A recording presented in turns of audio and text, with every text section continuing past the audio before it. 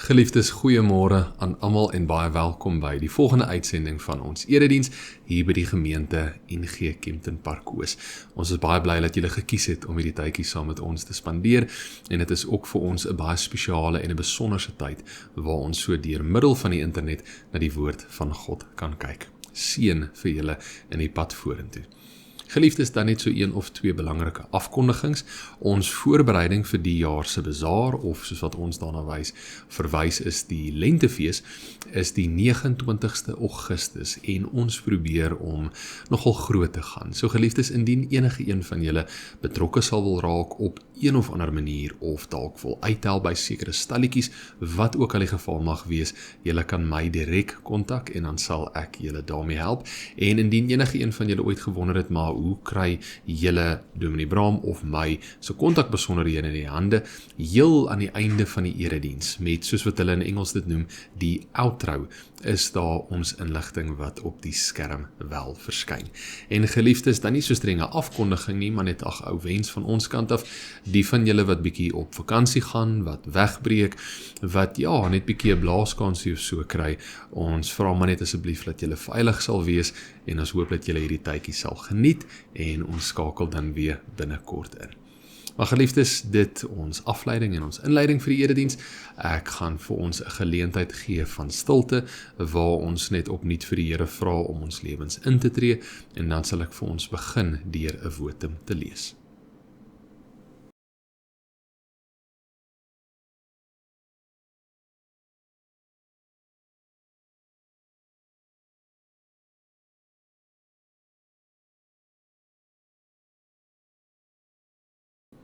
Dit gaan goed met die mens wat sy hulp van die God van Jakob ontvang, die mens wie se hoop gefestig is op die Here sy God.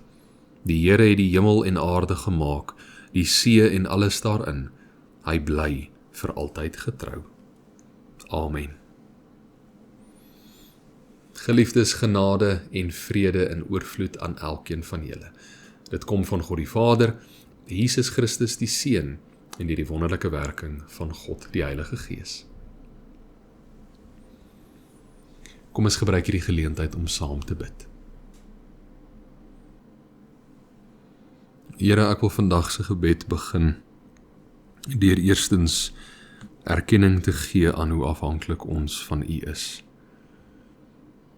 Here, waar sou ons gewees het as dit nie vir U beloftes was, U getrouheid, U betroubaarheid, U liefde en U opoffering nie.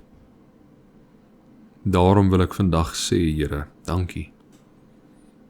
Dankie dat ons deur dit alles aan U kan vashou. Dat ons hoop, ons troos, ons toekomsverwagting, ons alles in U kan plaas en 'n pad saam met U kan stap. Dankie dat ons weet, maar ons is nooit alleen nie. Dat U ons bystaan, dat U ons nooit in die steek sal laat nie.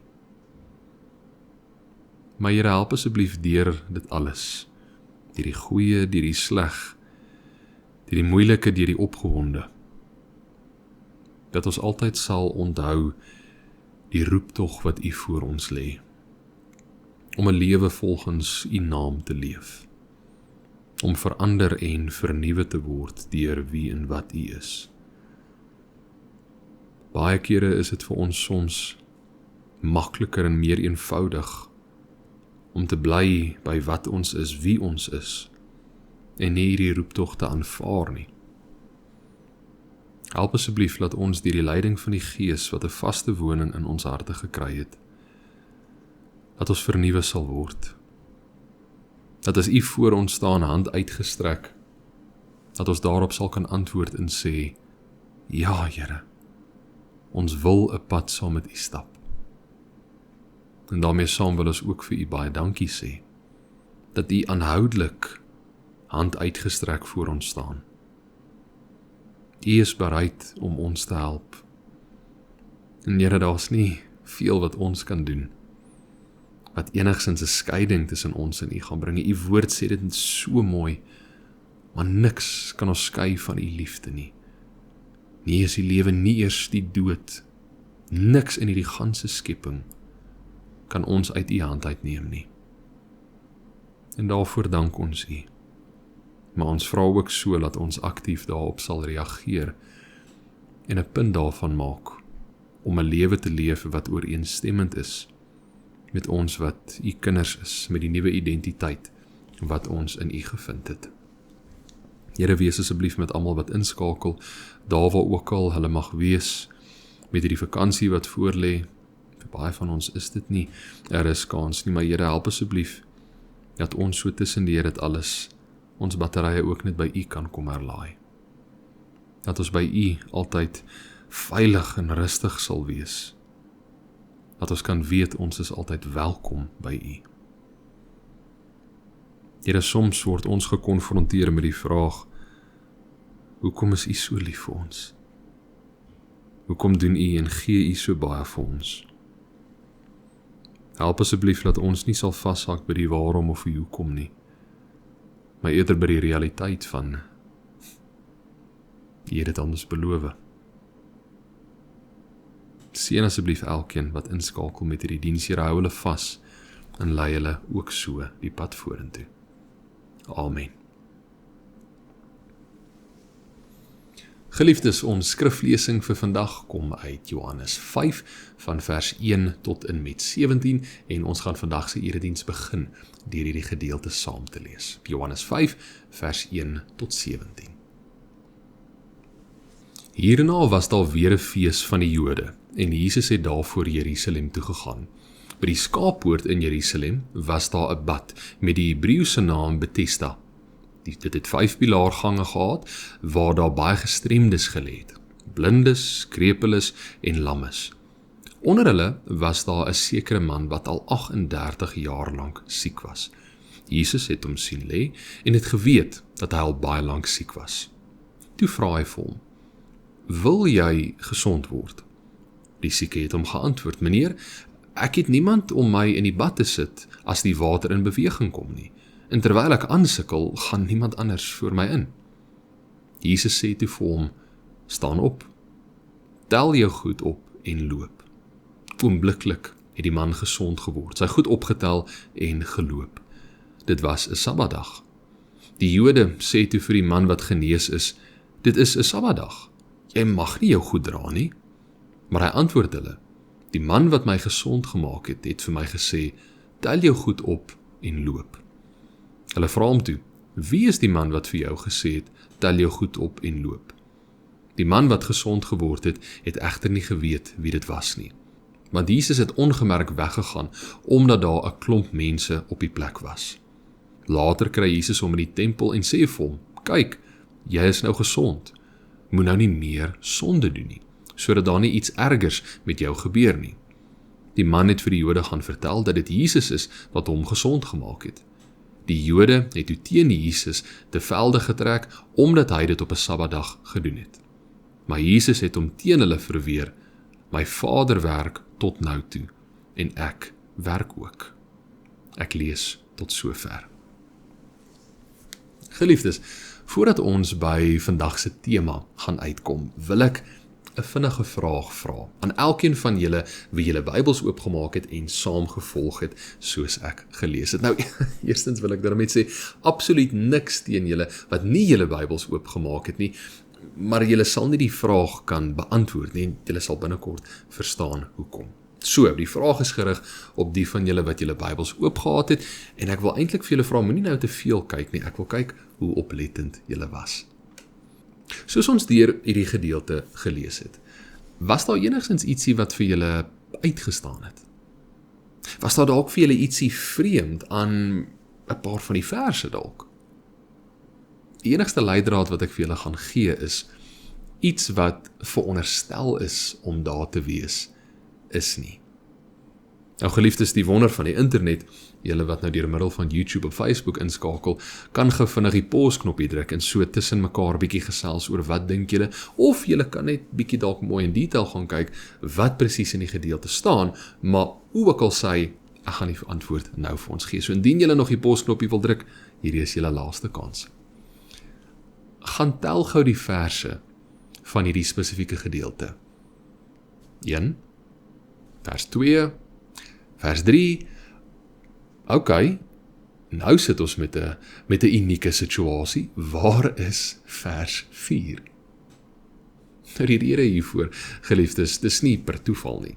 Baie mense dink maar ergens is dit dalk net 'n drukfout of so ietsie, of dat die mense wie dit vertaal of dit gedoen het, die gedeelte oorgeslaan het. Nee, daar is doelbewus nie 'n vers 4 nie. Die rede is dat die oudste en die mees betroubare Griekse manuskripte wat ons het, verwysend ook na Johannes, bevat nie 'n vers 4 nie. Dit vloei outomaties van vers 3 tot en met vers 5. Ja, baie kort en kragtig opgesom, 'n manuskrip is eenvoudig handgeskrewe afskrifte van die Bybel of dan van die verskillende boeke of briewe van die Bybel, want destyds was daar nog nie iets soos groot drukkers gewees nie. So die mense moes dit maar met hand neergeskryf het of afgeskryf het. En soos uitgelig, in van ons mees betroubare manuskripte is daar nie 'n vers 4 in nie. En geliefdes, dis nie net die 1983 vertaling wat nie 'n vers 4 het nie, daar is baie. Maar, nou aan die ander kant, is daar wel vertalings wat 'n vers 4 bysit. As voorbeeld die 1933 en 53 vertaling. Die rede hiervoor is omdat daardie spesifieke vertaling, verwysend na die 33-53, het ander manuskripte of manuskriptradisies gebruik om hulle vertalings te vertaal.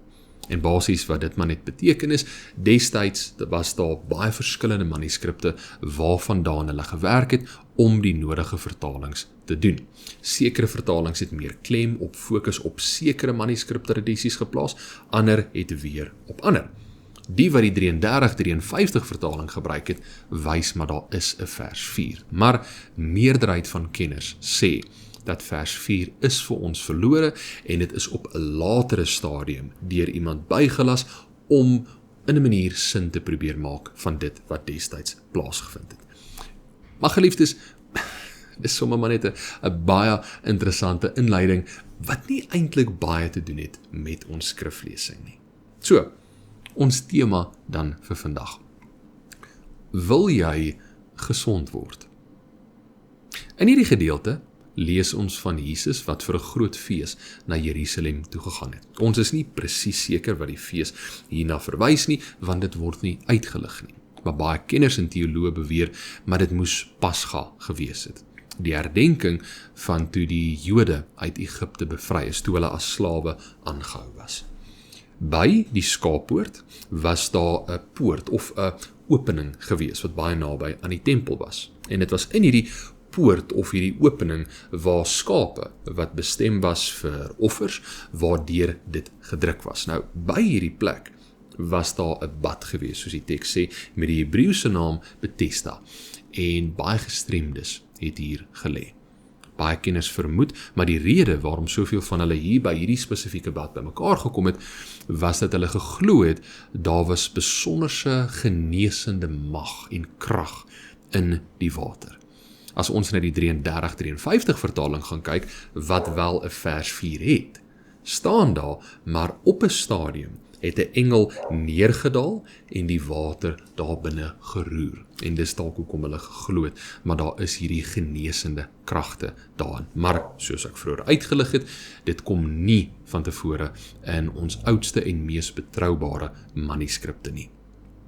Daar was toe, by hierdie spesifieke bad, 'n man wat al vir 38 jaar lank siek was. Vir wie Jesus toe gevra het, wil jy gesond word? En dit is oor hierdie spesifieke vraag en baie belangrik die dieper betekenis hiervan, waarna ek vandag wil kyk.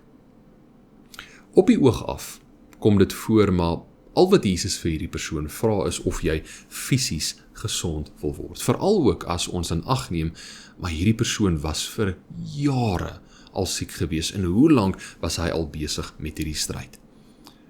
Maar geliefdes, as ons eerlik is, hierdie vraag wat Jesus hom vra is eintlik baie vreemd, as ons die konteks in ag neem. Dat ek verduidelik, waarom was die man in die eerste plek by die bad Bethesda gewees? Om genees te word, om gesond te word, is al te duidelik. So waarom vra Jesus hom dan 'n vraag wat eintlik voor die hand liggend is? Almal van die mense wie daar by die bad by mekaar gekom het, soos die teks uitgelig het, was gestremdes. Hulle was daar vir een rede. Hulle wil gesond word. So, waarom sal God dan iets wat almal eintlik weet, vra? Dit is presies dieselfde as ek na 'n dokter toe gaan met 'n verkoue of wat ook al siekte dit nou dalk mag wees, en die dokter ondersoek my en hy kyk mooi na alles en hy neem my simptome in ag en naderhand gaan sit hy weer by die tafel en hy vryf sy hande en hy kyk vir my en hy sê, "Oké, wil jy genees word? Wil jy gesond word?" Waarop ek die dokter eintlik so vreemd wil aankyk en sê, "Ja, dis waarvoor ek hier is. Ek het nie gekom om my karlisensie te hernie nie. O, maar dit sal nogal gerieflik wees, sal dit nou nie?" Ek spot so my man net. Maar dit laat 'n mens bietjie verder dink hieroor. Jesus was nie besig om hierdie man te vra of hy alleenlik op 'n fisiese vlak gesond wil word nie. Jesus het hom eintlik gevra, "Is jy bereid om tot bekering te kom en jou lewe vir my te gee? Is jy bereid om my hand te neem en saam met my te stap, wat beteken, jy gaan verander, jy gaan anders wees, jy gaan vernuwe word." Bedoelende, dit wat hy geken het, dit wie hy was, waarin en waaraan hy sy identiteit gekoppel het, sou iets van die verlede gewees het. Fisies, maar baie belangrik ook geestelik. Ek wil hê ons moet vir 'n oomblik verby die persoon se gestremdheid, sy moeilike omstandighede kyk, en ons moet fokus op wat hierdie dieper vraag eintlik beteken. Wil jy anders wees vir my? Wil jy 'n nuwe hoofstuk van jou lewe begin, waar jy van jouself as hoofkarakter van vergeet, en jou nuwe identiteit in my as kind van God opneem?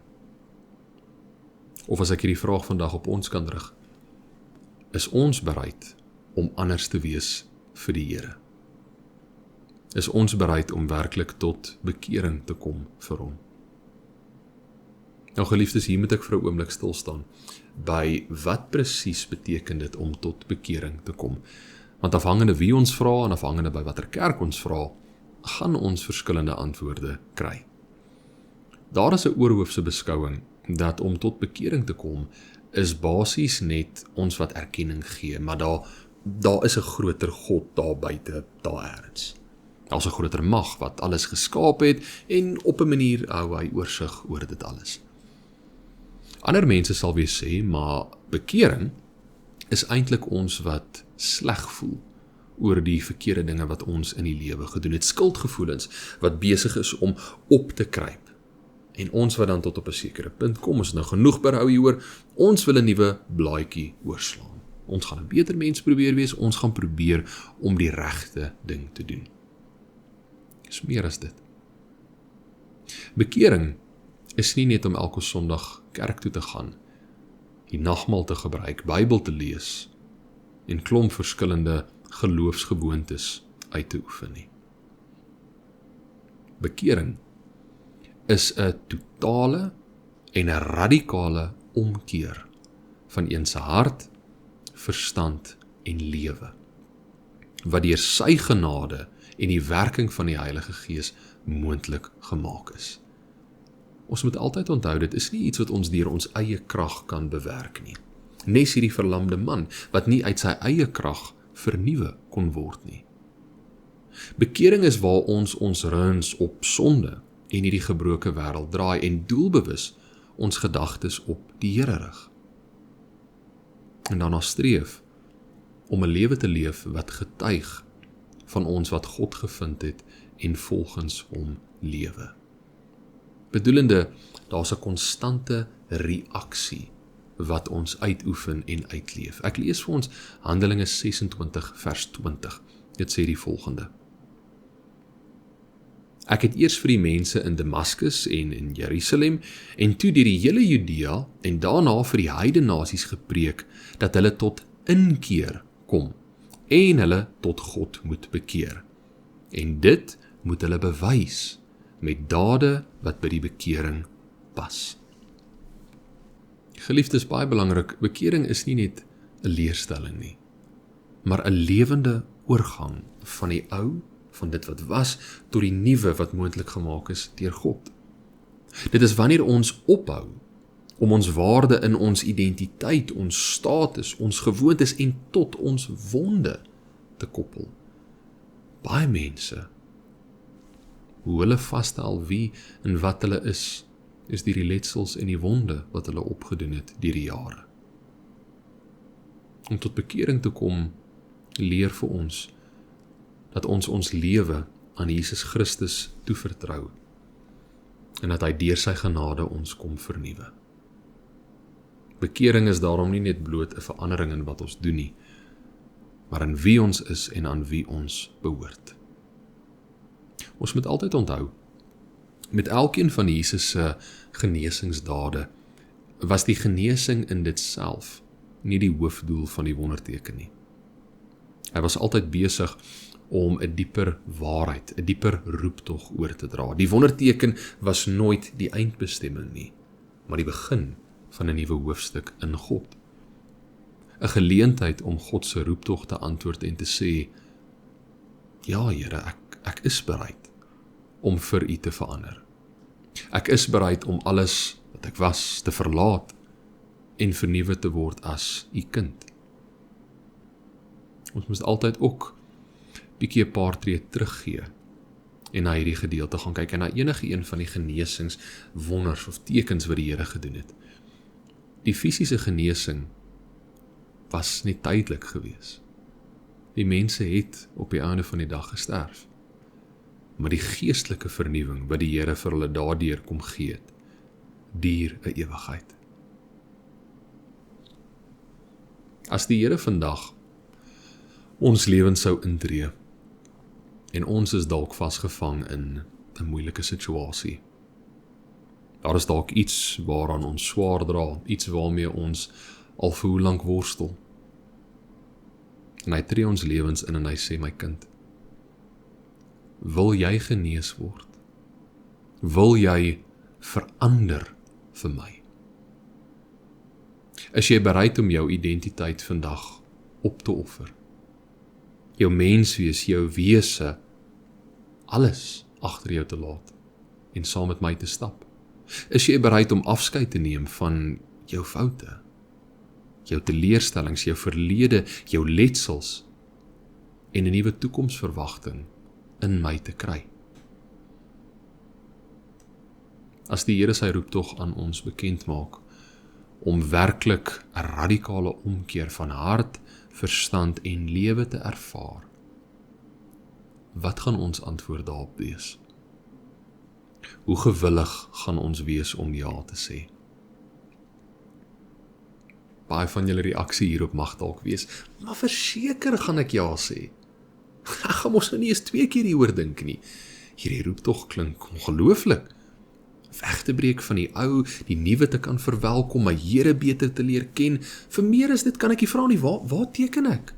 In Engels, sign me up. Geliefdes, eerlikwaar, dink ek, dit is soms vir ons as mens makliker om te bly in die pyn wat ons vandag het, as om die onbekende pad van môre, as ons moet verander, te verwelkom. Ek dink dit is vir ons soms makliker om vas te hou aan wie en wat ons nou is, pyn en ellende ingesluit, want dit het my gevorm. Dit is deel van my wese, ek dra hierdie letsels oral waarheen ek gaan. Ek dink soms wil ons eerder die beloning en identiteit kry van wat dit beteken om 'n kind van die Here te wees, sonder om self die roeptog te antwoord, die pad van vernuwing te stap en die Gees toe te laat om in ons te werk. Ek dink soms wil ons net die uitwerking van sonde vryspring, en nie altyd sonde dit self nie. Ek dink soms is ons net te gemaklik daar waar ons is, en ons is nie bereid om te verander nie. Want dit gaan beteken, ek verloor myself, en ek verwelkom God, en dit kan soms uitdagend wees. Wil jy gesond word? Vra die Here. Die vraag is nie of die Here ons kan verander en vernuwe nie, maar is ons bereid om te verander? Ons geloof, ons hoop en ons vertroue in hom te plaas vir 'n nuwe lewe saam met hom. Ware bekering vra dat ek beheer van my lewe prysgee. Dat ek ophou vasklou aan die identiteit wat hierdie wêreld aan my gekoppel het en Christus toe te laat om my identiteit te word. En geliefdes, kom ons wees eerlik, dit is nie altyd maklik nie. Maar die goeie nuus van die evangelie van die woord van God is dat Jesus ons nooit roep en ons dan nie toerus om te doen waartoe hy ons geroep het nie. Hy gee nie net vir ons die opdrag om nie te lewe nie. Die Heilige Gees is ook aan ons gestuur, wat ons daartoe in staat stel. Daarom moedig ek elke liewe een van julle aan. Maak bekend aan die Here, waaraan julle dalk vasklou. Waar julle dalk in sekere gedeeltes in julle lewe te gemaklik geraak het, en nie bereid is om te vernuwe, om te verander, om aan te beweeg nie. Roep na hom toe uit, en sê, ja Here, ek wil gesond word. Ek wil vernuwe, ek wil verander vir U. Al beteken dit ek moet baie van myself agterlaat. Want ek weet, ek plaas my vertroue in die een, wat die toekoms in sy hand vashou.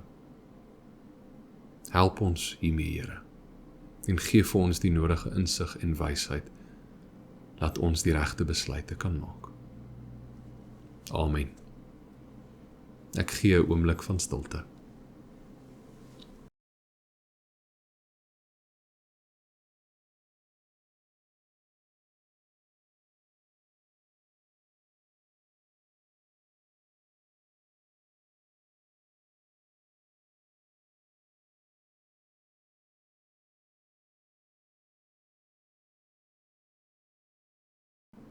Liewe Here, hoeveel kere vra U ons om 'n pad saam met U te stap?